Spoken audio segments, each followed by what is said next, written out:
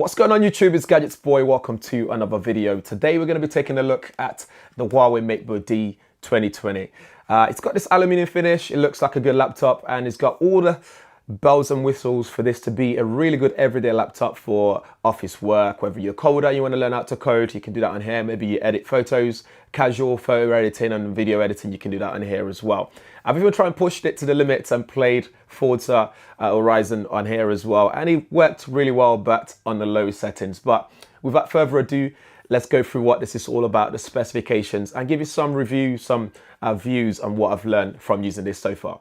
First of all, let's talk about the design. So this is finished in a nice, beautiful aluminium chassis. So the case itself feels really nice and solid. I really like the look and feel of it. It looks premium for a mid-range laptop. So if you were to whip this out in public, people won't judge you at all. And the size is very portable. This is slide in your backpack very easily without any issues at all. One thing I didn't like though is the weight ratio in terms of trying to lift this up. So if you're trying to lift the lid up with one hand, it ends up lifting the whole thing. So it's not well balanced in that sense. You still have to use two hands to do that sort of stuff. In terms of ports available, you've got 4 USB ports on the right side with 3.5mm headphone jack. On the left side, you've got 4 HDMI ports, another USB standard and a USB-C port as well. That USB-C port is also used for charging it up, so it's got fast charge and it comes in a box as well, so you can charge it up very fast in no time at all. This is running on Windows 10 Home, and also you've got AMD Ryzen 5, so that's a 3500U processor in there with Vega 8 GPU. Again, that GPU is not meant to be for gaming in my opinion, but if you do want to game, you can still do some casual gaming on here. Like I said, I play Forza on it on the lowest settings and I was getting around about 35 frames per second, and the GPU was pushed to the very limit. So again, that's not gonna prolong the life of your laptop if you keep doing so. So don't do that on here. But if you're gonna be editing on, like say Lightroom, Photoshop, you can absolutely do that on here. If you want to edit videos like 1080p videos, you can absolutely do that on here as well. Let's have a look at what else is inside once you open up the lid. So once you open it up, like I said earlier, you couldn't just flip this open with one hand. The whole thing moves. So you're better off just open it up with two hands like so. You've got fingerprint sensor, which is really quick as well. So if I just press this right now, this will log me in very quickly. As you can see there, from powering it on, everything's been done in terms of logging in and actually loading up the laptop itself. So you don't have to worry about putting in your password and all that stuff afterwards once you set it up. One thing you'll also notice on here is that big trackpad there. I think is very big and adequate for moving around, or if you want to do casual gaming or when you're editing photos and videos and that kind of stuff. What you've also got is this recessed camera here, which we've seen before, which is really cool. So this is a 1 megapixel camera and this would do 720p in terms of video quality. So you can just press that down when you're not using it. One thing I spotted as well is if you leave it open and you close the lid, it doesn't affect what's going on. So if you then open it back up, the camera just stays there like so. So you can just press that back to put it away.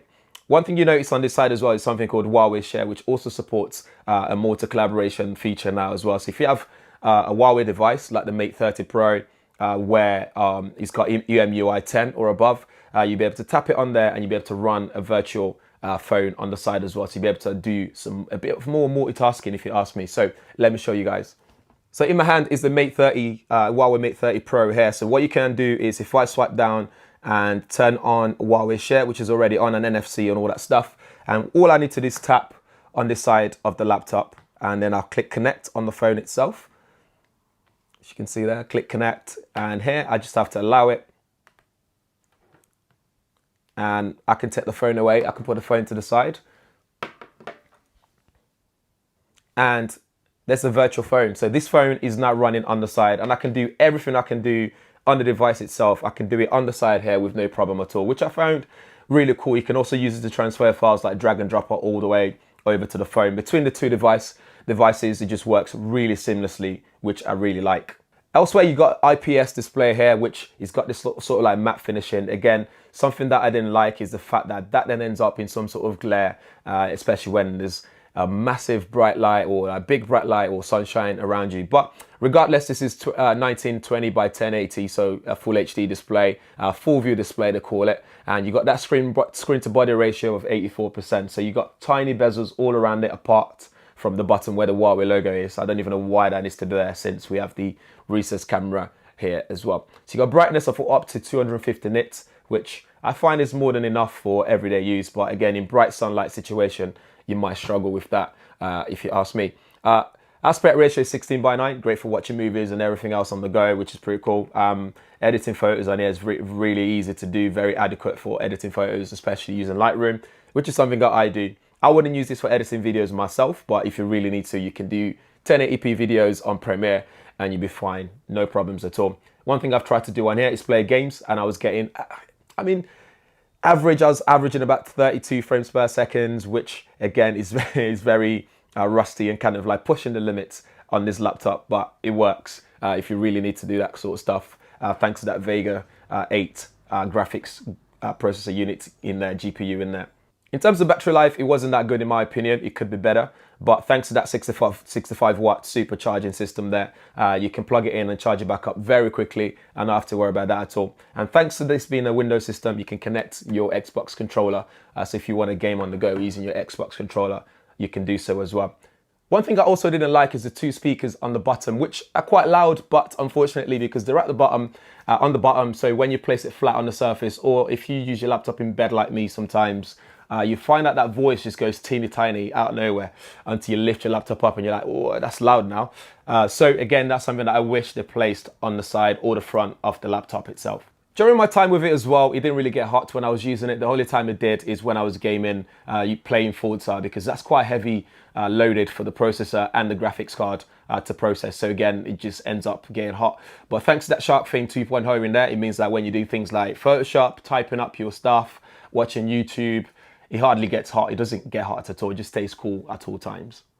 So overall, the Huawei MateBook D is actually a really good laptop for me, D14 to be exact. For around £649, you're getting something that's portable. Battery life is okay, not the best. You can do Huawei Share multi-collaboration with a Huawei device with EMUI 10 and above. You've got 8 gigs of RAM, you've got 512 gig of internal storage in here. You've got adequate ports, including old school ports and new school as well. So you've got standard USB and USB-C and full HDMI ports in case you need to extend your display to a bigger display, for example. One thing I didn't mention as well is this actually flat, goes flat all the way like that, 180 degrees. I don't know why you'd need that. Me personally, it's not something that I would need to use, but it's there available for you if that's something that you want to do. You got fast charge as well, which is something you don't really get on most mid-level laptops or any laptops for that matter. And yeah, and it's got a nice finish into it as well. Colorful display in terms of colors. It's not the most colorful or the brightest of all out there, but again, for a mid-range laptop, you can't really complain about the level of color that you get and the brightness as well. But I think that's it for the Huawei MateBook D, guys. Let me know what you think in the comments below. If you have any questions, do ask as well and let me know. And if you haven't subscribed, make sure you subscribe and hit that bell notification if this is your first time on the channel. Thanks for watching. I'll see you guys in the next one.